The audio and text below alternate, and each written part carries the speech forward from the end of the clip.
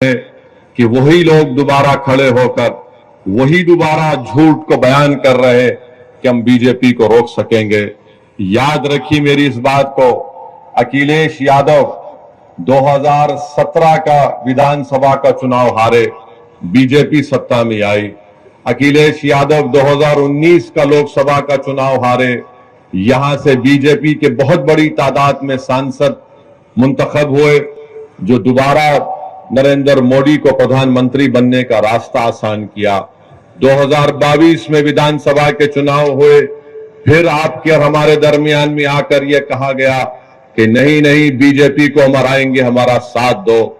मैं पुकारता रहा, मैं आपसे अपील करता रहा कि आप नहीं हरा पाएंगे बीजेपी को।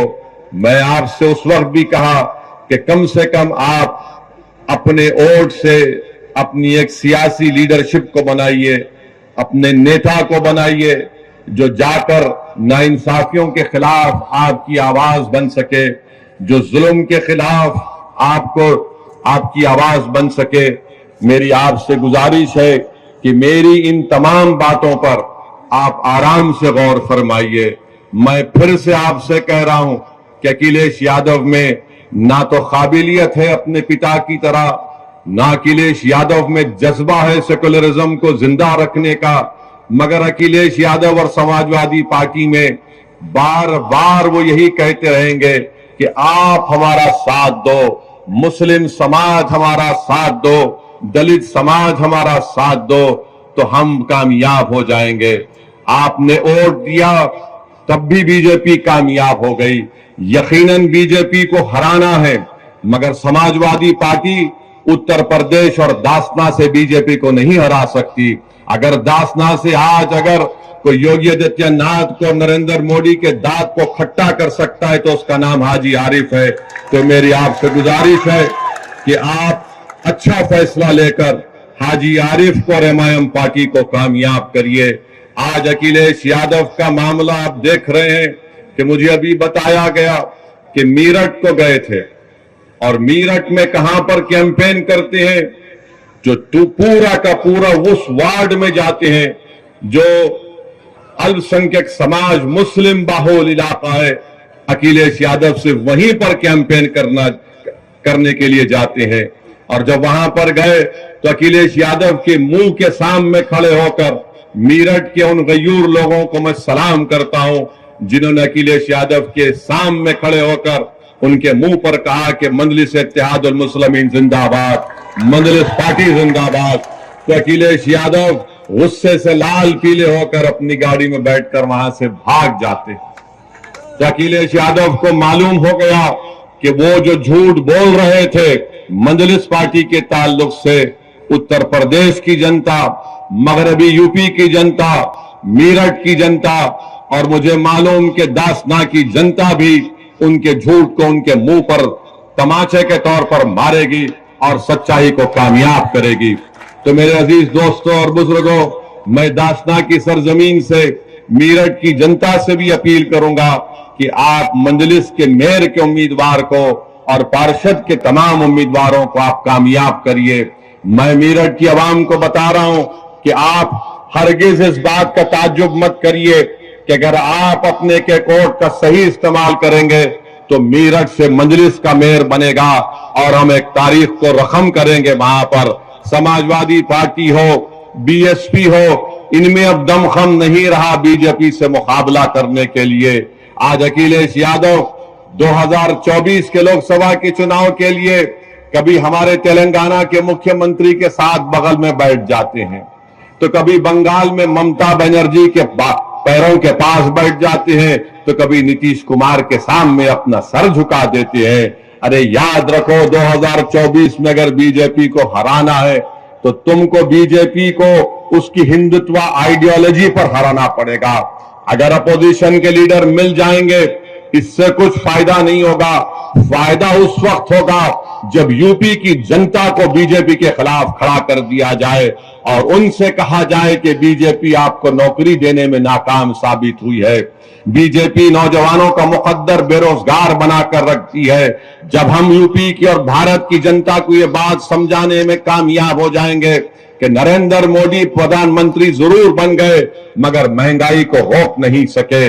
आज गरीबी बढ़ रही है, बेरोजगारी बढ़ रही है, आज जनता के पास पैसे नहीं है अगर उनके बच्चों को स्कूल में तालीम दिलाने के लिए।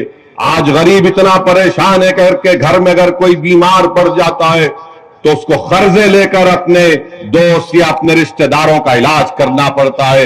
ये सब के सब जिम्मेदार बीजेपी के प्रधानमंत्री, देश के प्रधानमंत्री और उत्तर प्रदेश के मुख्यमंत्री का मामला रहा है। आज अब उत्तर प्रदेश के मुख्यमंत्री से पूछिए कि आपने उत्तर प्रदेश में क्या विकास किया, तो बोलेंगे मैंने बुलडोजर मासूम लोगों के घर पर चढ़ा दिए। उनसे आप पूछिए कि तुमने कौन सा विकास किया, तो बोलेंगे मैंने माफिया को खत्म कर दिया। अरे माफिया को कहां खत्म हो रहा है? अरे ये तो बताओ कि आपके बीजेपी में कितने ऐसे माफिया नेता बैठे हैं, उन पर फूल बरसाए जा रहे हैं, उनको आप अपनी सत्ता में रहकर अपने छत्र छाया में उनकी हिफाजत कर रहे हैं, और जो कोर्ट से मुल्जिम करार दिया जाता, जिसके हाथ में जंजीरें होती है, तो पुलिस की मौजूदगी में उनको लोग आकर उनके सर पर गोलियां चलाकर उनकी हत्या करके चली जाती है, और मुख्यमंत्री बोलते हैं कि मैंने माफिया को मार दिया। मुख्यमंत्री आपकी पुलिस है, उत्तर प्रदेश की पुलिस की कस्टडी में 2 प्रिजनर्स हैं और उनको आकर सर पर गोलियां मारकर, और मारने वाले पूरी तैयारी के साथ आए थे, मारकर हथियार फेंककर पुकारते हैं सरेंडर सरेंडर, और जेएसआर का नारा। मैं उन पुलिस वालों से मेरा एक सवाल है, अगर वो जेएसआर का नारा नहीं लगाते और तकबीर बोलते तो निकाल कर उनको वहीं ढूंढ देते थे। ये कौन सा आपका इंसाफ है, बताओ आप? और मुख्यमंत्री बोलते गोली का जवाब गोली से देंगे, तो वहां पर क्या हो रहा था? गोली का जवाब जबान से भी नहीं दे पा रहे थे। आपकी कस्टडी में किसी की हत्या हो जाती, छोड़ दिए थोड़ी देर के लिए, उन मुल्जिमिन का नाम अतीक और अशरफ था, मगर आपकी कस्टडी में थे, आपने उनको नहीं बचा पाए, और आप बड़े बड़े बुलंद बांग दावे कर रहे हैं हम ऐसा कर देंगे। अरे तुम्हारी कस्टडी में जो प्रिजनर है तुम उसको नहीं बचा पाए, और मैं कह रहा हूं कि एनकाउंटर चाहे किसी समुदाय का हो, उसका नाम कुछ भी हो, एनकाउंटर से लोकतंत्र कमजोर होता है, एनकाउंटर से लोगों का विश्वास लोकतंत्र में, जमहूरियत में कम होता है, एनकाउंटर से कोर्ट जो कानून और इंसाफ के ऊपर अगर कोई इंसाफ करना है तो कोर्ट का काम है। जनता का एतमाद कोर्ट से कम हो जाएगा, जनता का एतमाद पुलिस से कम हो जाएगा, क्योंकि अगर कोई सत्ता में बैठकर ये तय करेगा कि कोर्ट फैसला नहीं देगा, मैं गोली से इंसाफ करूंगा, तो जमहूरियत खत्म हो जाएगी। लोकतंत्र को अगर मजबूत करना है तो गोली से नहीं, कोर्ट से इंसाफ करना चाहिए। आखिर वो कौन लोग हैं?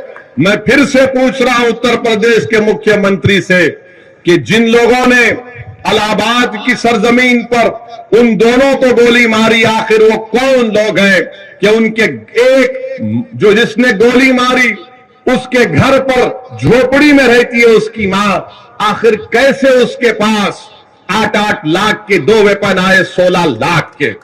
क्या इनको पैसा पाकिस्तान से आया? योगी आदित्यनाथ बताओ हमको, क्या आईएसआई ने उनको पैसा दिया था? क्या ये